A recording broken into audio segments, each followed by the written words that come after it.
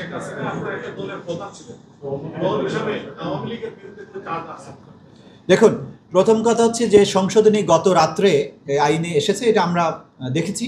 সেখানে রাজনৈতিক দল অথবা সংগঠন হিসেবে তারা যদি অপরাধের সাথে সম্পৃক্ত হয় তাদেরকে বিচারের আওতায় আনা যাবে বলা হয়েছে, এবং বিচারে তাদের বিরুদ্ধে কি কি শাস্তি প্রয়োগ করা যাবে সেই বিষয়টিও এখানে আনা হয়েছে।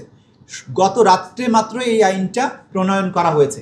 এখন আমরা ভবিষ্যতে সিদ্ধান্ত নেব যে কোনো রাজনৈতিক দলের বিরুদ্ধে তদন্ত করা হবে কিনা এবং তাদেরকে বিচারের মুখোমুখি আনা হবে কিনা।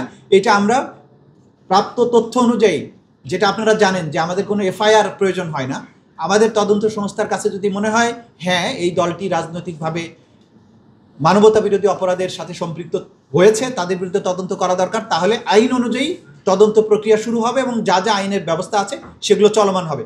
মাত্র আইনটা হয়েছে, এখনই এই বিষয়ে মন্তব্য করার সময় আসেনি। দ্বিতীয় প্রশ্নটি ছিল কি বলছিলেন? দ্বিতীয় ট্রাইব্যুনাল গঠন হয়েছে, তারা আজকেই এসে যোগদান করবেন। দ্বিতীয় ট্রাইব্যুনাল গঠনের মধ্য দিয়ে আমাদের এখানে যে সমস্ত মামলা বিদ্যমান এখন আছে সেটার মধ্য থেকে কিছু মামলাকে যদি আমরা দ্বিতীয় ট্রাইব্যুনালে নিয়ে আসতে চাই তাহলে প্রজ্ঞাপনের প্রশ্ন থাকবে। সিদ্ধান্ত নিয়ে সেই প্রজ্ঞাপনের মাধ্যমে কিছু মামলা যে এই ট্রাইব্যুনালে বিচারাধীন মামলার কিছু অংশ সেখানে ট্রান্সফার করা যাবে। এটা হচ্ছে একটা প্রক্রিয়া। দ্বিতীয় প্রক্রিয়াটা হচ্ছে নতুন করে যে সমস্ত পিটিশন আমরা এখন ফাইল করব, কেসগুলো ফাইল করব, মিসেলিনিয়াস কেসগুলো ফাইল করব, সেগুলো চিফ প্রসিকিউটরের সিদ্ধান্ত অনুযায়ী চিফ প্রসিকিউটর যদি দ্বিতীয় ট্রাইব্যুনালে যে সমস্ত মামলা ফাইল করবেন সেগুলো শুনানি দ্বিতীয় ট্রাইব্যুনালের হবে।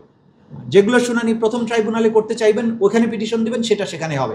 সুতরাং কোন মামলাটি কোন ট্রাইব্যুনালে যাবে নতুনগুলো, এটা মূলত প্রসিকিউশন ডিসাইড করে সেই কোর্টে যাবেন।